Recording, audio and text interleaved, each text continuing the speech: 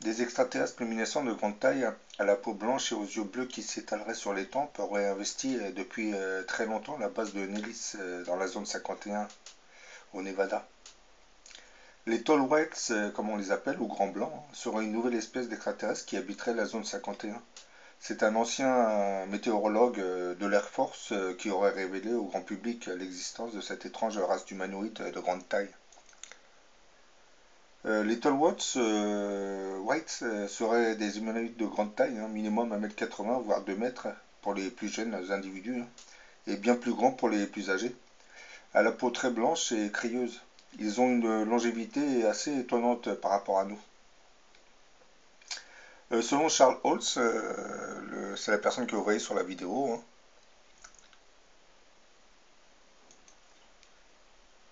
c'est justement dans la seconde phase de leur existence, lorsqu'ils deviennent plus âgés, qu'ils se mettent à véritablement grandir, atteignant des tailles assez exceptionnelles selon nos critères. Par contre, un observateur aurait du mal à distinguer un enfant tall white d'un enfant humain. Ils ont un visage qui pourrait ressembler au nôtre, hein, si ce n'est que les tall whites sont dotés de grands yeux bleus, bien plus larges que les nôtres, puisque leur limite dépasse la frontière temporale. Les orbites se poursuivent un peu en dessous des lobes temporaux. Ils sont minces, portent des cheveux courts, blonds, un corps apparemment bien proportionné, hein. La principale différence entre eux et nous réside dans leurs mains, qui n'ont pas de pouces opposables d'une part. D'autre part, ils ont quatre doigts qui, au lieu de se terminer par des ongles, se terminent par des sortes de pinces. Les femmes ont des traits féminins semblables aux femmes humaines, hein. Elles ont des cheveux courts. Ils sont généralement vêtus de combinaisons très moulées, argentées et qui émettent une lumière variable qui peut être parfois très éblouissante. Ils ont des capacités de lévitation, hein, sans doute générées par l'équipement logé dans leur combinaison, ainsi que le pouvoir de créer autour d'eux une sorte de champ magnétique isolant qui les protège d'éventuels projectiles comme des balles de fusil ou des pierres qui leur seraient lancées.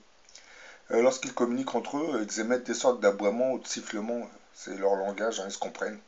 Ils ont des capacités télépathiques et grâce à un dispositif technologique, ils sont capables de parler notre langage et de nous comprendre sans doute également par le biais d'une technologie. L'analyse du récit de Charles Holtz et de la description très détaillée des extraterrestres et de leur comportement par des spécialistes en exobiologie démontre que ces descriptions sont cohérentes et qu'il est très probable que de telles créatures physiques se manifestent de la sorte. Bah, comment Charles Hall les a-t-il rencontrés entre 1965 et 1967? Ce spécialiste en météorologie, aujourd'hui ingénieur nucléaire pour une firme à Albuquerque, au Nouveau-Mexique, avait été assigné comme observateur météo par l'US Air Force sur l'immense base de Nellis dans la zone 51 au Nevada. Il faut savoir que la base de Nellis,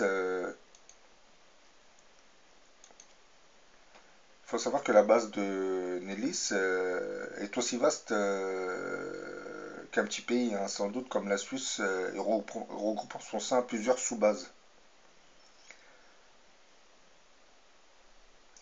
Charles Hall succédait, nous raconte-t-il, hein, d'après ce qu'il dit, hein, à une longue liste de ses prédécesseurs qui s'étaient tous enfuis, hein, soit avaient craqué nerveusement, ou étaient tout simplement décédés suite à leur interaction avec cet étrange race extraterrestre, dont le moins que l'on puisse dire, hein, est qu'ils peuvent se montrer très agressifs et assez radicaux dans leurs moyens de défense, n'hésitant pas à tuer un être humain s'ils se sentaient en danger. Hall était contraint de séjourner de très longues périodes seul dans ce magnifique et inhospitalier désert. Bah, installé dans un bunker, niché entre les rochers arides, ocre, jaune et blanc. Souvent, les soirs de pleine lune, il pouvait apercevoir clairement les allées et venues des vaisseaux spatiaux de petite et moyenne taille, hein, emportant des tall white, parfois accompagnés de hauts gradés, hein, des généraux de l'Air Force. Il était également témoin de regroupements de ces vaisseaux, parfois plusieurs dizaines, jusqu'à 75, hein, sur une zone d'atterrissage bordant les portes d'un hangar bunker, hein, installé à flanc de montagne. Bah, les vaisseaux des Tallwatts, Charles Holtz a pu noter que les Tallwatts disposaient de trois types de vaisseaux. Un petit vaisseau éclaireur, un Scoutcraft il l'appelait, de portée moyenne, hein, un vaisseau moyenne taille et un vaisseau mer de grande taille conçu pour voyager sur de très longues distances. Selon Charles Holtz, ces vaisseaux intersidéraux auraient 500 pieds de long, 300 pieds de large et 70 pieds de haut, 150 mètres sur 90 mètres et sur 21 mètres de haut. une taille assez conséquente. Hall affirme en outre que ces vaisseaux seraient dotés de moyens de propulsion basés sur l'antigravité et peuvent se déplacer plus vite que la lumière. De temps à autre, ces curieux individus, surtout leurs enfants, s'intéressaient à lui. C'est ce qui nous explique. L'approcher de très près, Hall raconte avoir éprouvé des états de terreur sans nom et sans limite. Imaginez qu'un ou plusieurs individus dont émane une lumière parfois éblouissante faisant penser à des fantômes s'approchent de vous en émettant de drôles de bruits. Il paraît que la sensation d'étrangeté et d'incompréhension de ce qui se manifeste face à vous peut réellement vous submerger et vous plonger dans un état de panique incontrôlable. C'est sans doute ces réactions de panique et de fuite des collègues de Charles Toll qui ont poussé des Tallwaits à interpréter ces comportements comme une agression.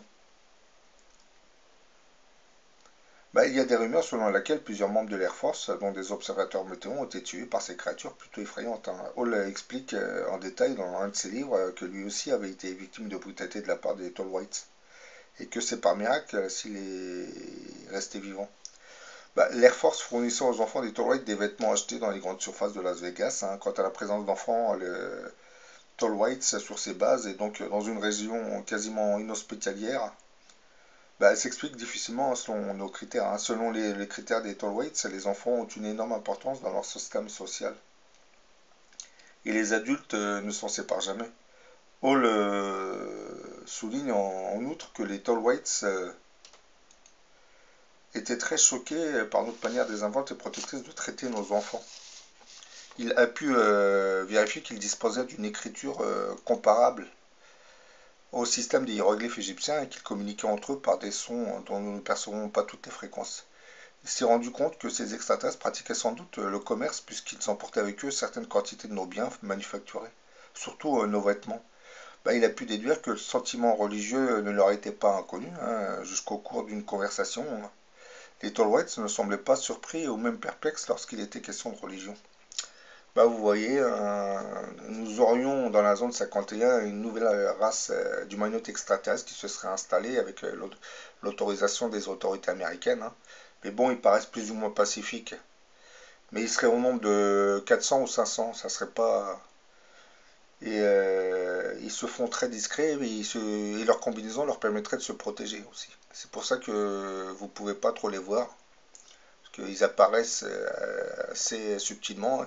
Par contre, je ne sais pas si c'est dû à leur combinaison et à leur appareil électromagnétique qu'ils portent, mais il semblerait qu'ils courent très très vite. Je ne sais pas s'ils annulent la gravitation pour pouvoir s'élancer, mais bon, d'après les témoignages, certaines personnes ont été surprises de les voir courir. Parce que leur vitesse ne correspond pas à celle que nous aurions nous.